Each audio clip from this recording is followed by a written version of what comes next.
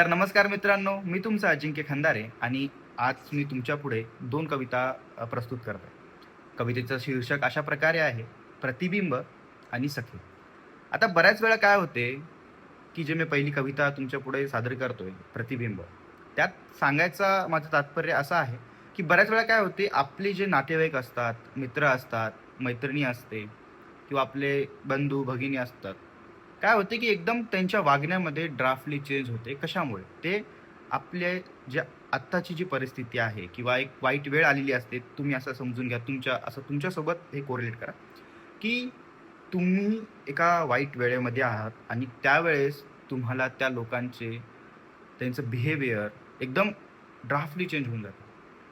तुम्हाला वाटतं, की इतका चांगला मित्र असणारा, इतकी चांगली मैत्रीण असणारे, इतके चांगले नातेवाईक माझ्यासोबत होते आणि अचानक माझ्यावर वेळ वाईट आली आणि हे असे चेंज का झाले? आपली जे त्यावेळची परिस्थितीनुसार. तर त्यावर असं लिहिलं होतं. कवितेचं शीर्षक प्रतिबिंब आहे.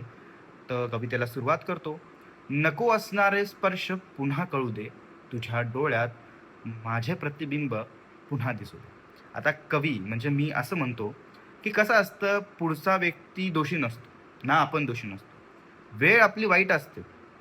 पण काय असतं, पुढचा जरी व्यक्ती आपल्याला येऊन बोलत नसेल, पण तो आपला रक्ताचा, आपला मित्र, जीवाभावाचा माणूस असेल, तर त्याला आपण स्वतः जाऊन बोलावं, असं मला वैयक्तिक वाटतं. तर त्यावर असं लिहिलं होतं, की नको असणारा स्पर्श पुन्हा कळू दे, तुझ्या डोळ्यात माझे प्रतिबिंब पुन्हा दिसू दे. नको असलेल्या भेटी पुन्हा घडू दे. तुझ्या ओठांवर माझं नाव पुन्हा येऊ दे. तुलाही कळेल माझ्या संघर्षाचे किस्से. आता हा कवी जो असा लिहितो, की कसं होतो जेव्हा माणूस त्या वाईट वेळातून निघतो आणि त्याची चांगली वेळ येते, तर त्यावेळेस पुढच्या ओळी लिहिते, की तुलाही कळेल माझ्या संघर्षाचे किस्से, पण मात्र तोपर्यंत तुझ्या डोळ्यात माझे प्रतिबिंब दिसू लागेल. आता कसं असतं, की आपली जशी वेळ चांगली आली, तसे आपले नातेवाईक, मित्र, मैत्रीण आणि सगळेजण आपल्याशी चांगले वागतात. हे तुम्हालाही माहीत आहे माझ्यापेक्षा. आणि ही कवितामध्ये सांगायचं तात्पर्य असंच होतं. दुसरी कविता अशी आहे, की तिचं नाव सखे ठेवलेलं आहे. त्याचं नाव कवितेचं. तर कविता अशा प्रकारे, की मनात उसळणाऱ्या लाटा आता तुझ्यात शांत होत आहेत.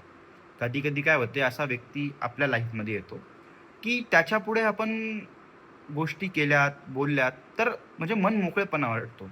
आता हा कवितेची जे शीर्षक सखे ठेवलेलं आहे, पण हा पण याच्या जागी मित्र पण असू शकतो. तुम्ही तुमच्या मित्रापुढे तुमच्या गोष्टी सांगू शकता, मन हलकं करू शकता.